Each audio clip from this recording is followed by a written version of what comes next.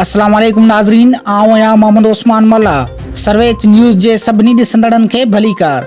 Bulletin में शामिल कंदासीं हिन वक्त जी हिकु अहम ख़बर।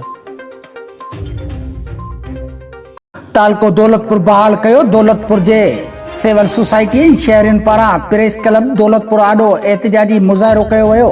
उन मौक़े ते एहतिजाज कंदे तालका दौलतपुर जे बहाली जदोजहद कमेटी जे अॻवाननि ऑर्गेनाइज़र इंजीनियर अब्दुल करीम अबड़ो, मोहम्मद रफीक शाह, अब्दुल हमीद खान अब्बासी, मोहम्मद यासीन जूनेजो, गुलाम मुस्तफ़ा जूनेजो, मुदस्सर नज़ीर उमरानी, अरबाब मला, नबी बख्श पल्ली ऐं ॿियनि चयो त शहीद राणी मोहतरमा बेनज़ीर भुट्टो पारां 1990 ईस्वी धारे तालका दौलतपुर जो दर्जो ॾिनो वियो, जेको 20 साल बाद दौलतपुर खां तालके जो दर्जो खसे।